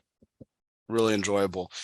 But this is actually my favorite. The brand that I'm about to talk about is actually my favorite brand that you've ever made. And that's saying something because I've enjoyed, I think we've made it clear over our conversation this evening or morning for you. Just how much I've enjoyed your cigars over the years. But my favorite cigar blend and brand that you ever created was the 40th anniversary. I love that blend, and I'm a big Vitola snob. I like a lot of when I find a Vitola in a specific blend, that's the one I usually go to. The 40th anniversary for me smokes fantastic in every single Vitola, even in that the box pressed Salomon, which is that was such a unique project. How did you guys come up with that concept, the box pressed Salomon? As Oktoberfest took a lot of beer to come to fruition, the Salomon took a lot of whiskey. Yeah, because we were sitting and having Scotch single malts and talking about the new size for the 40th. And a Salomon came as the next size. And one of the young ones said, "Why don't we press the Salomon?" And at the time he suggested that, we had a couple of drinks already, so we were all in a happy mood and said, "Sure, why not? Give it a try." So we pressed some more Scotch, and we started smoking them and looking at them, and we were sort of enthused by the idea. Now, whether it was the whiskey or whether it was our supposed knowledge of the cigar industry, I don't know, but in the end, we decided to press the Salomon, and that's how it came about. Such a unique shape and such a bizarre concept, and it worked so well. It was just crazy. When I first And saw by, it, and by the way, Bear, we have registered that size as uh, we patented the size. oh, We own the patent on that size. whoa, okay, that's cool. So we could very well see it again somewhere else, not just with the 40th. Yes, sir. Wonderful. Well, that's good news. It may happen again. Yes. I've heard I have one available to smoke tonight, as we mentioned earlier. But I've heard, I think the brand that kind of that has a lot of people speak very fondly and very passionately about it, and they almost kind of look back at it in more of a nostalgic sense, even though it's a newer brand, and that's the Selection España. A lot of people compare that cigar to old world Cubans, the way that they used to smoke. And I've never been comfortable with that comparison, mostly because I didn't smoke a lot of old world Cubans. But two, I think it's insulting such a strong word, Manolo, so forgive me. I feel like it's a little bit derogatory, because I don't think that that's necessarily what manufacturers go for when they try to create a blend. They're not going for something Cuban-esque. I don't know. But when you all created the España, and I know it was made specifically for the Spanish market initially, what was the motivation, or what were you going for, so to speak? Well, the idea was, and we were already selling Casa Magna in Spain, but we noticed that Spain was a very Cuban market.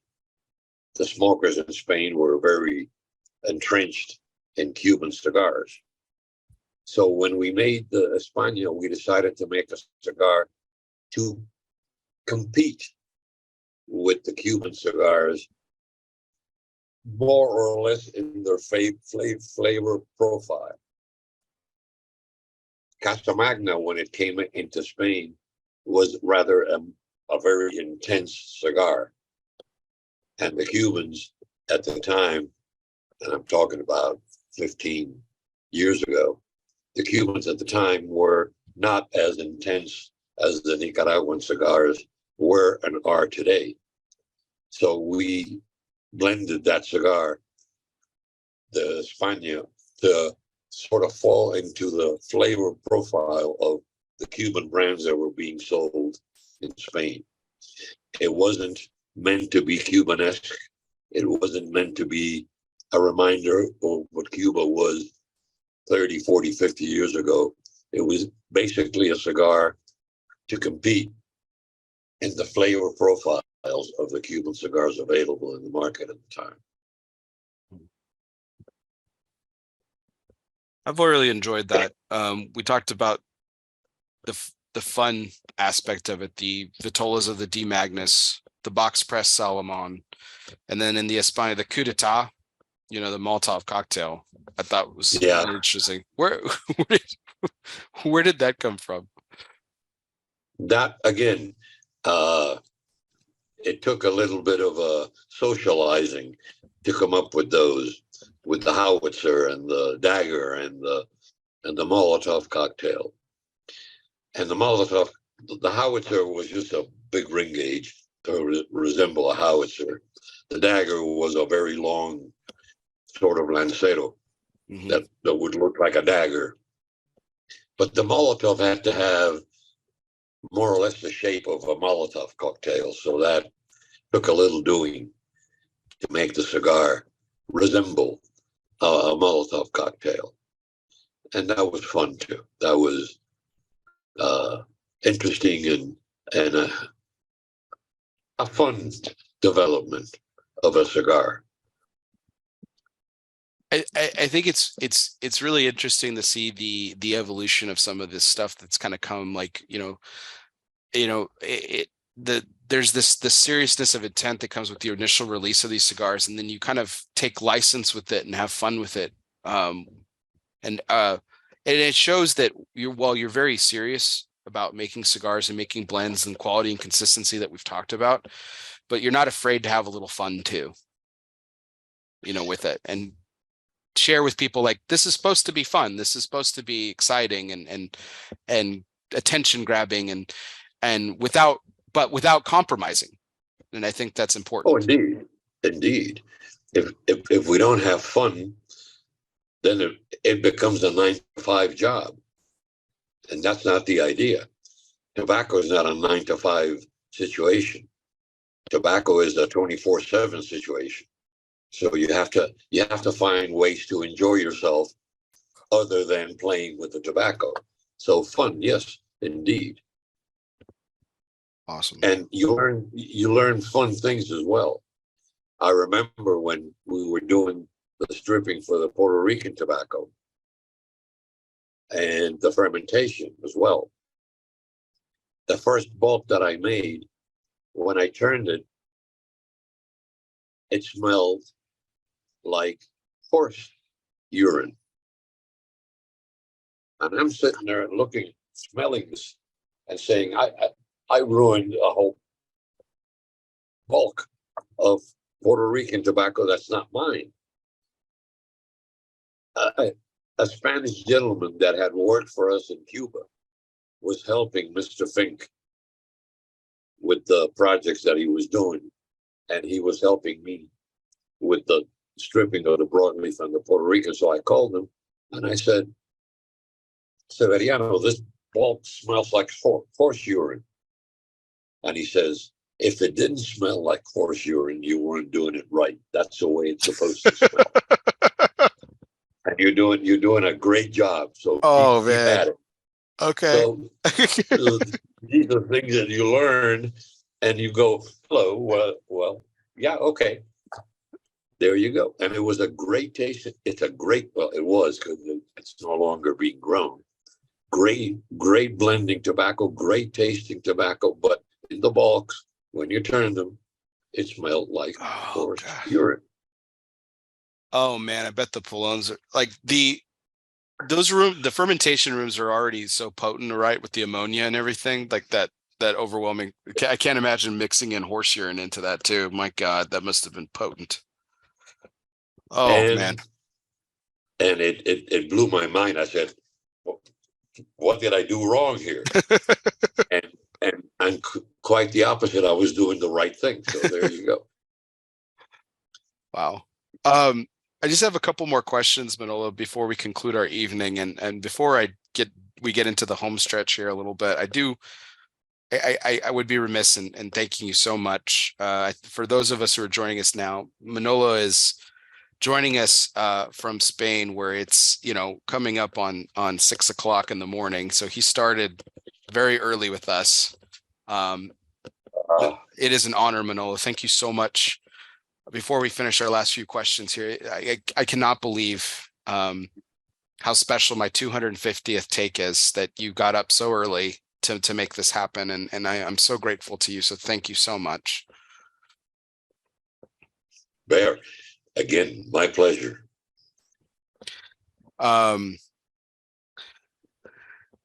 Yeah, so I want to go back to just bringing Raquel back into the conversation a little bit. You know, this next generation, she started with you in the late 90s, early 2000s, as she was the first member of the next generation to come in, and she's still around and still working with you in the cigar industry and everything. What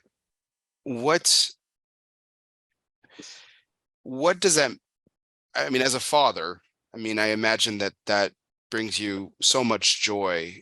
But as a next generation yourself, seeing it being able to be continued onto at least one more generation, what does that mean to the family and the legacy that the name Quesada has held over the decades?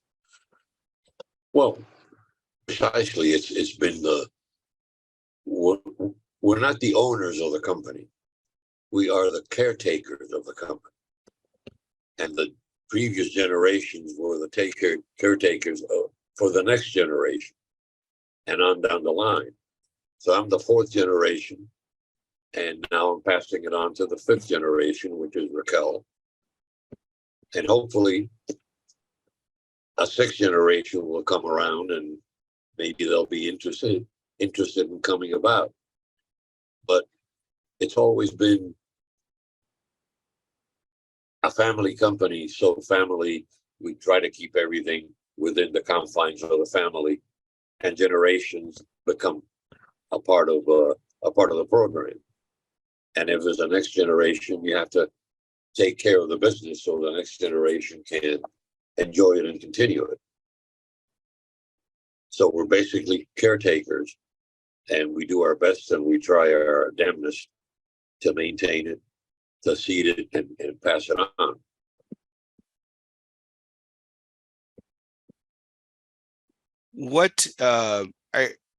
What is some of the best lessons that you've taught her that you see her utilizing and executing on a daily basis?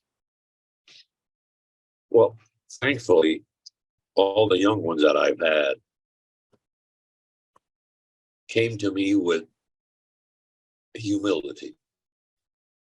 They were willing to go through difficult trainings and learn and experiment. So that's one of the things that I am proud of all the young ones that I've had, and Raquel, of course. Raquel is still very humble. She still asks a lot of questions and still has a lot of conversations about what's happening and how to go about it.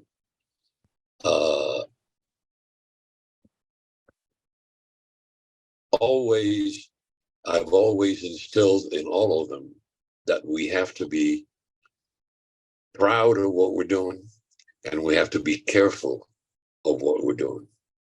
Again, going back to consistency and being consistent with quality. And Raquel has taken that to heart, and she has really fallen into one thing that I have not been able to get her is punctuality. And I've tried, that's one of the other things that I was taught from an early age.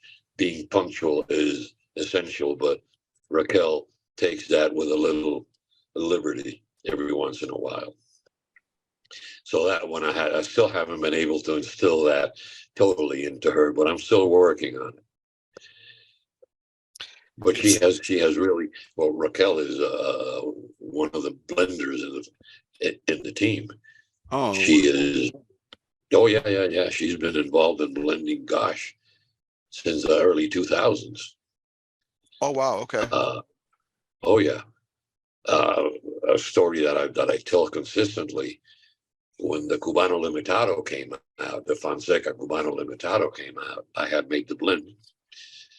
And I had told Raquel, who was in charge of production at the time, I said, start making the cigars because the blend's already done.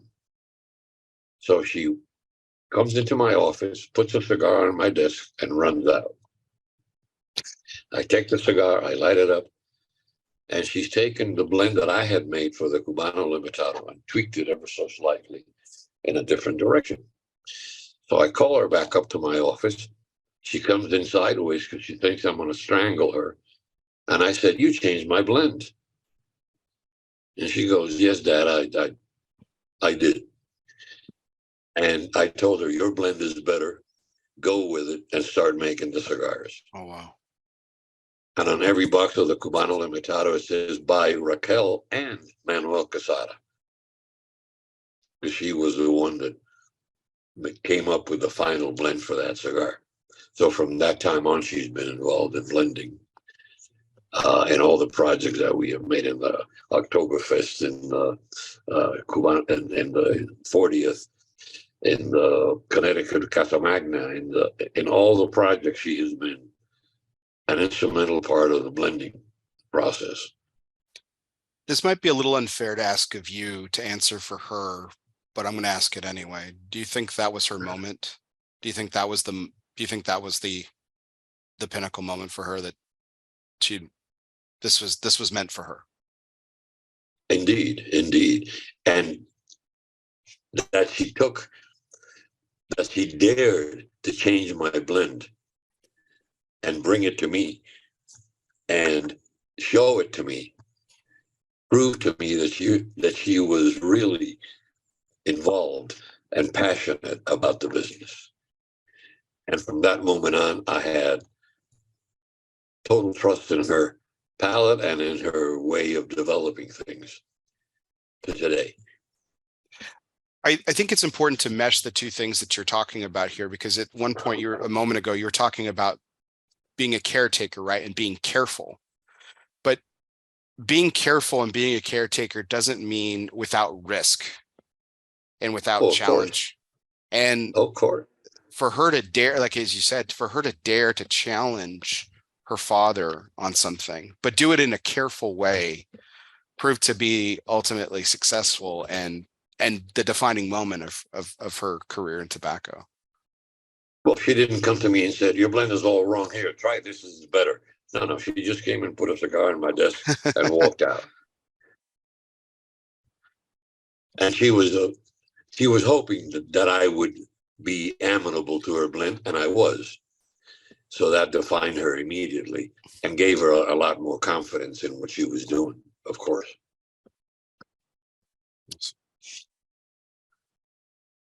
All right. Well, we'll just have a couple, like I said, we have a couple more questions, so we'll go ahead and wrap up our evening with these questions. And this second to last question, of course, is our Asylum moment, which of course is brought to you by Asylum Cigars. Refuge is more than just a physical place. It can be a state of mind. Some of life's greatest reflections can be found in our own personal asylum. Moments like these were made for Asylum Cigars. So light up an asylum and choose your refuge. Before we got started tonight, Manolo, I was talking to you about this segment specifically, and as we've talked about, over half a century in working in tobacco, over half a century in manufacturing cigars. It's safe to say thousands upon thousands of cigars you've smoked. And I know that you've had the opportunity to have several of these moments, but what's a moment that comes to mind where it was just you and the cigar? No one was around. It wasn't an event. It wasn't community driven like we love about this industry so much. It was just you and the cigar. What's one of those moments that comes to mind, and why was it so special? And if you can recall, what were you smoking? In 1980, I was asked to make cigars for the European market using 100% Cuban tobacco. And the Cuban tobacco was sent to me from Europe. And we made 100% Cuban tobacco cigars for a customer in Europe. As you know, tobacco shrinks. There's a shrinkage involved in tobacco. So I decided to help the shrinkage by taking some pounds of that tobacco for myself. And I made a blend of Dominican and Cuban tobacco. And to me, that was the best cigar that I have ever blended in my life. And when I smoked that, it was a revelation how compatible these two tobaccos were and how great a smoke they were able to produce. Wow. Do you and still? Of course, I haven't had the chance to do that again because I haven't come up with Cuban tobacco again. Oh, that was my next question. Dang it. So do you still have any, like, in your collection somewhere? No. Long because gone. Unfortunately, the Cubans opposed the making of the cigars in Dominican with 100% Cuban tobacco. And in a legal battle, the European customers were told not to make more of those products. So the project stopped. and I don't have any more of that tobacco available with me.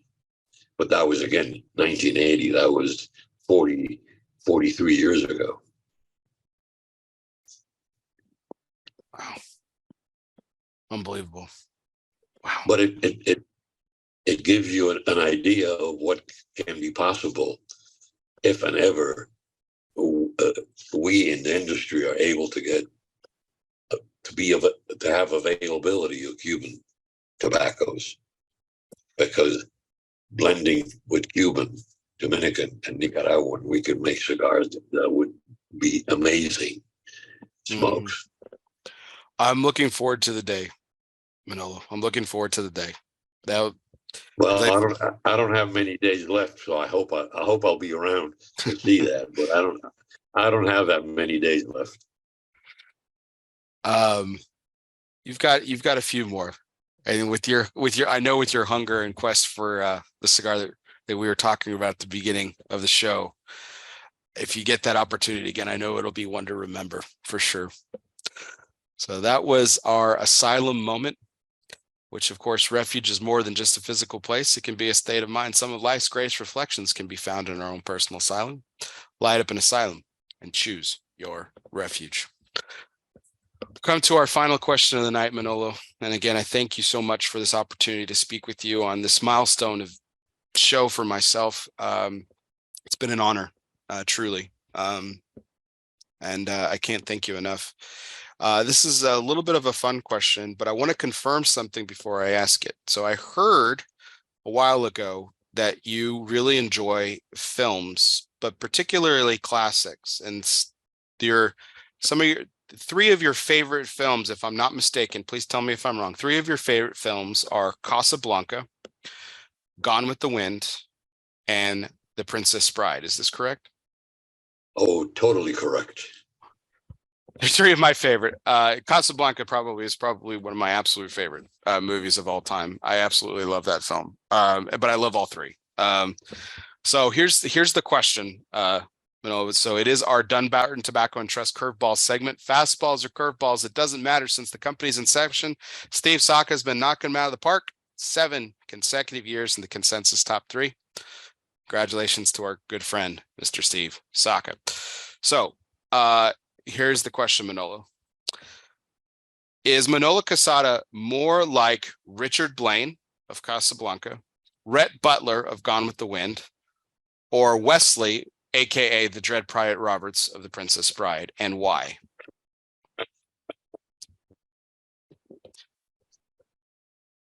To tell you the truth, the answer to that question is a mixture of all three. Okay. And I'll tell you why. Because of my mixed origins. Some days I'll wake up and I'll be a Cuban. Some days I'll wake up, I'll be a Spaniard. Some days I'll wake up and I'll be a Dominican. And most of the days I'll wake up and I'll be an American. So depending on how I wake up and who I am that day, I will reflect or I will project an image of either of the three characters that you mentioned. So it's a mixture of all three. I cannot say that I am consistently just one character throughout my days in life. I have different moments and different points of view depending on which is heavier that day or that week in my moment because of my background. That's awesome. I know it's impossible for you to pick one of the films as their favorite. Do you have a favorite character of those three? Actually, the three main characters of that Red Butler and the Dread Pirate Roberts and Harry of Harry's Bar, the three are outstanding characters. Mm-hmm. But The Princess Bride holds a very special place in my heart. It is a movie that I have enjoyed immensely, though I do not like the producer or the director of the film, but that's another story. But The Princess Bride holds a very dear place in my heart. And the Private Roberts is a character that I enjoy a whole lot, as I enjoy Inigo Montoya as well. Oh, yes, absolutely.